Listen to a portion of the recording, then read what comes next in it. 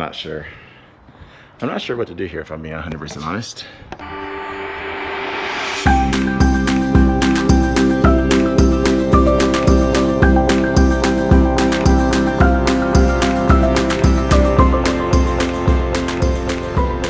So I haven't really created much content lately. I've been in my head a lot, and these medical issues have kind of like, I don't know, made me slow down a little bit. So heart's still not doing good. I can feel when I go into AFib, or when my heart goes out of rhythm and then it goes away. And that's part of the issue, that it's not being consistent. It's going out of rhythm, coming back into rhythm, out of rhythm, into rhythm. But I don't know, anytime, you know, medical issues that could be life-threatening come up, you always think about the what ifs, you know. As small business owners, we are the first ones to not focus on our retirement, not to focus on our life insurance. Thankfully, last year, a little over a year ago, maybe actually a little over a year ago, a buddy of mine, well, he's now a buddy of mine, but he's also our financial advisor. You know, he got all of our retirement accounts set up. He got, most importantly, the life insurance account set up. So anytime something like this happens, you know, you wonder, it would be irresponsible to not think worst case scenario, you know. And we have it set up right now to where my wife will be very comfortable, the kids will be comfortable, but I don't know. I sent him a message yesterday, and I'm like, hey man, here's the situation. Can we look at bumping up some of these numbers here, regardless of the situation? You know, I don't think I'm not gonna not make it, right? But I always like to think worst case scenario. I just want to make sure that my family is very, very well taken care of if the event happens where I do not make it for some reason. You know, even in our industry, man, we're on the road all day long. All day long. We're in these encampments. Anything can happen. So if you don't have life insurance, get it. I mean, you can sit there for hours and argue back and forth between term and whole and this and that. At the end of the day, just get something to protect your family. Make sure that they are taken care of. You don't want to leave them in that position that it's going to be stressful enough. The last thing they need to worry about is how to freaking pay the bills. So life insurance, get a trust in place, get your retirement set up. The rant over. Right now, I am heading to an appointment. So yesterday, day before yesterday, we had a new customer, booked her appointment online, went out, got her taken care of. She was extremely happy, but she's moving, and she just called saying, hey, I need to be out of my place like now. Can someone come? So the guys are working on a shed demo right now. I am actually supposed to be there with them, but I am purposely not there because I know if I'm there, I'm going to be overworking what I should be doing. So she said it's not much. I had just got home from the yard a little while ago, so I don't have the truck, I don't have the trailer. The guys have the dump truck, but I have my van. We very rarely do jobs in this van, but I absolutely will. I have no idea what she has. The plan is, as of right now, when the guys are done with the shed, to head there, but she has to be out of this place in like an hour. So I'm gonna at least get there and get things out of the house. If I can fit it all in the van, that would be great, because she is past, going there is not gonna be too bad, but coming back is just constant traffic. She's by Old Town Temecula, so it'll take me 45 minutes to get back home from there. But anyways, just making this van available to make us some money. It's our rolling billboard, but there's nothing wrong with throwing some junk in it. I don't know if you can see in this video, but it was a 15 passenger van. It was my wife's old car. We got it set up to where there's there's 4 seats in the back, so 6 seats total. All the other seats are out, got rid of those. It really becomes it's been more of a marketing van, so it holds like our marketing tent, our different marketing stuff, event stuff. So I'm just rambling now, so we'll see how this goes. The shed, from the sounds of it, sounds like it's going pretty good and smooth. So hopefully this goes good and smooth, and I don't have to have the guys drive all the way over there. Save some time and fuel and labor. All right, so not too much. These bags here, plus this right here. Downside, it's the second story. I'm by my house, but I got the van there, so pretty sure I can make it all work. It's better than making my guys drive all the way down here. It'll take them 40 plus minutes to get here, so gonna get working on this. All right.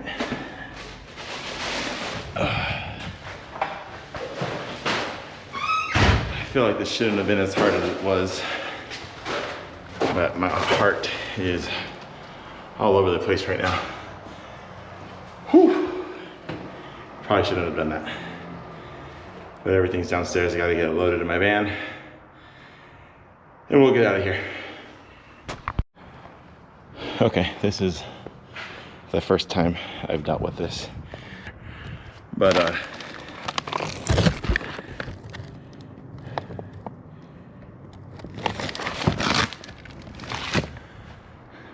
I'm not sure what to do here, if I'm being 100% honest. I mean, common sense says, you know, I got a phone call to make. Oh my gosh, man. First time I've ever experienced something like this. But I'm not putting that in my car. There's no way.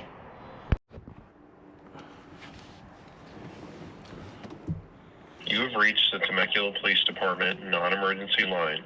If this is an emergency, hang up and dial 911. It's not an emergency. If you are reporting a non-emergency crime or request officer contact, you may contact the Temecula Dispatch Center by pressing 5.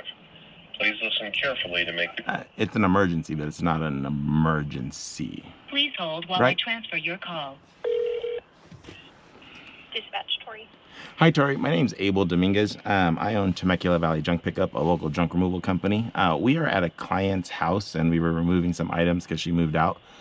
And in one of the boxes, there's a grenade. I don't know if it's live, if it's fake, if it's what, but I figured I should probably call you guys. Okay, what address is it at? Let me pull up the account file here. 1 second, sorry. What color is it? It's like an army green.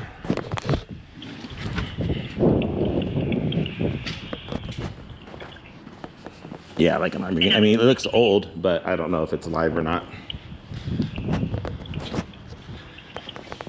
Okay, all right, we'll have a deputy come out there as soon as we can, okay? Okay, not a problem. Thank you. All right, thank you, sir. Bye-bye. That's a first. An absolute first that I've ever experienced. Maybe it's normal for you, or maybe finding guns and grenades is normal for you where you're from. But here in California, that's not a very normal thing. And don't get me wrong, I am very pro Second Amendment. But I'm not gonna drive around with a grenade in my van. Not gonna do that. Let me send my client the invoice real quick, and then yeah, I am kind of lost for words right now. You at right now? I'm at the apartment complex. I'm just standing outside the oh, there you are. If you go straight, you'll see me. Okay, I see you. All right. Did you take a picture of it? I do have a picture of it, man. So I'm walking down the stairs, and box pop up open, and I look down, I'm like, what the fuck? So Is the pin still inside? it looks like it, man. I honestly, I just walked out here, dropped it, because I don't want to leave it in the hallway with all the people living there, you know what I mean? Oh shit. Yeah, and so I walked it out here, dropped it, and called you guys. Okay. Yeah. It does look like there's pins still. Yeah.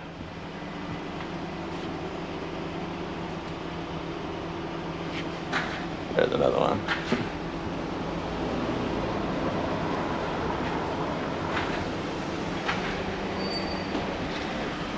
I won't have you come any farther. Okay. Let me get So blown up. it's gonna be in the front right of the box. Is the person who owns this property here? They're not. They just moved out, and we came in to pick up the rest of their junk. And Is this like all supposed to get thrown away? yes, yeah. So Okay. it's this unit right here. It's empty now, but yeah.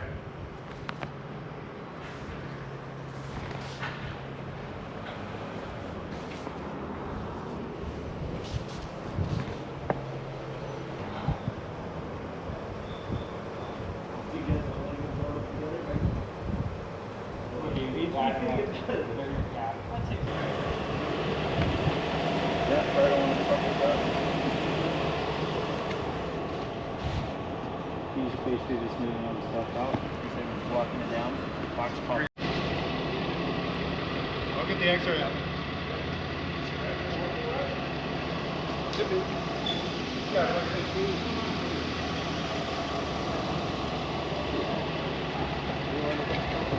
Like a novelty thing, like Yeah. nice shelves, but the way it was laying, you can't really see what that is. So. Side note: the apartment's empty. Yeah, yeah. So you guys stay pretty busy? We do, man. So we're the largest non-franchise junk removal company. Oh, okay. So we have 2 full-time teams on the road. Oh, wow. So we stay pretty busy, man. My guys were busy doing a shed demo, and she called and she's like, "Hey, I got to be out. If not, they're gonna evict me." So I'm like, "All right, I'll go down." I have my van around the corner. I'm like, I can fit some stuff in there. So I was like, "We'll just get it taken care of." So you're almost And doing like a move in a sense. essentially, Moving boxes, yeah, just dealing with the crap, all the leftover bags of trash, and that's it, really. But Yeah. it's just something quick. I was like, I'll just go do it. My guys are busy. You need it Oh, yeah. done fast, and I just wasn't expecting that. No. No, it kind of slows you down. I'm like, I'm not gonna go dump this at the landfill. Have one of the dozers run through it and freaking. Yeah, blow someone up. Yeah, man, that's not. Well, that's the problem nowadays. You just don't know what people have. You don't know, bro. You don't know, man. We walk into some really And a lot of sketchy people, they don't know situations, what bro. they have. I No. mean, old stuff and No. different pesticides, whatever. You know? Yeah. Yeah, the chemicals, people don't realize it, but you see people throwing, because we don't take chemicals, so Yeah. you see them throwing all these chemicals in their trash can, and I'm like, man, you don't know what you're mixing in there. Yeah. You see, and then you see all these trash trucks on fire on the side of the road, and I'm I like, dealt with one not too long ago. Did you? On fire. Yeah, they Yeah. ended up having to dump the load right in this Yep. neighborhood. Yeah. Dracula. It was Yeah, dude, funny. dude. I was like, oh, people dude, are people would be losing their pissed, man. minds. But that's what's standard in our industry. Like, Yeah. like if you're on fire, it's Yeah. better to dump the load than Yeah. to get the whole truck engulfed. Yeah. You know? Oh yeah, and that's what. Well, basically they put water, a bunch of water on it, Yep. but it just wasn't getting No. it. So No, that's when you got. I mean, these things are filled with rubbers and yeah, chemicals who knows and what. Yeah. yeah.